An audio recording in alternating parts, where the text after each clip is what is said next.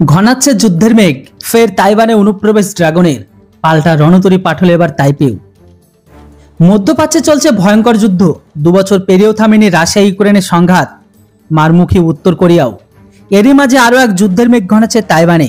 দ্বীপরাষ্ট্রটির সীমান্ত জুড়ে সামরিক মহড়া তীব্র করেছে চীন। বারবার সে দেশে অনুপ্রবেশ ঘটেছে চীনার যুদ্ধবিমান ও রণতরী।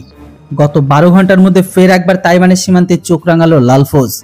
তাইপের বায়ু প্রতিরক্ষা বলয় ভেদ করে ঢুকে পড়ল চীনা হেলিকপ্টার, যার পাল্টা হিসেবে সাগরে বিশেষ বাহিনী মোতায়েন করেছে তাইওয়ান সরকার। গত বছর 3 ধরে তাইওয়ানের জলরশিতে সামরিক কার্যকলাপ বাড়িয়ে দিয়েছে বেজিং।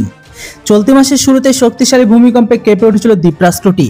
সেই বিপর্যয়ে দুদিনের মাথাতেই ফের আগ্রাসন দেখালো লাল ফৌজ। এনআই সূত্রের খবর অনুসারে সোমবার সকাল 6টা থেকে মঙ্গলবার সকাল 6টা পর্যন্ত 11টি চীনা যুদ্ধবিমান ও 8টি রণতরী হানা দেয় তাইওয়ানের সীমান্তে। কমিউনিস্ট দেশটির আগ্রাসন নিয়ে তাইওয়ানের প্রতিরক্ষা মন্ত্রক এক্স হ্যান্ডেলে জানিয়েছে, পিপুলস লিবারেশন আর্মির 11টি বিমান ইতিমধ্যে 6টি তাইওয়ান প্রণালীর মধ্যরেখা অতিক্রম করেছে। একটি দক্ষিণ পশ্চিম সেক্টর আবার ডিফেন্স আইডেন্টিফিকেশন জোনে ঢুকে পড়ে তারা। এমনকি একটি হেলিকপ্টার দক্ষিণ এডিআইজ এর ওপর দিয়ে উড়ে যায়। এর পাল্টা হিসেবে যুদ্ধবিমান ও জাহাজ মোতায়েন করা হয়েছে। এয়ার ডিফেন্স মিসাইল সিস্টেম চালু করে দেওয়া হয়।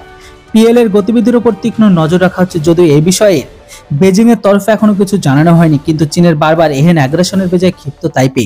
প্রসঙ্গত, চীনের কমিউনিস্ট পার্টির সামরিক শাখা হলো পিপুলস লিবারেশন আর্মি। চীন ও তাইওয়ানের সংঘাত বহুদিনের। গত 3 বছরে এই লড়াইও তীব্র হয়েছে। এর আগে বহুবার তাইওয়ানের প্রতিরক্ষা বলয় ভেদ করে অনুপ্রবেশ ঘটেছে চীনের যুদ্ধবিমান ও রণতরী। তবে বেজিং এর চোখ রাঙানি ভয় ধরাচ্ছে না তাইপেকেও। লাল ফৌজের আগ্রাসন পাল্টা দিতে নিজেদের মাটিতে সাবমেরিন তৈরি করেছে তাইপে। কমিউনিস্ট দেশটি হামলা ঠেকাতে সামরিক বাহিনীকে অত্যাধুনিক হাতিয়ার সাজিয়ে তুলেছে দ্বীপরাষ্ট্রটি। বড় অঙ্কের সামরিক প্যাকেজ ঘোষণা করেছে তাইওয়ান সরকার। বন্ধুরা, আরও একবার নির্লজ্জতার সীমা পেরিয়ে গেল চীন। চীনের এই চালবাজি সম্পর্কে আপনাদের কি মতামত সেটি অবশ্যই কমেন্ট বক্সে লিখে জানান। Thanks for watching. জয় হিন্দ, বন্দে মাতরম।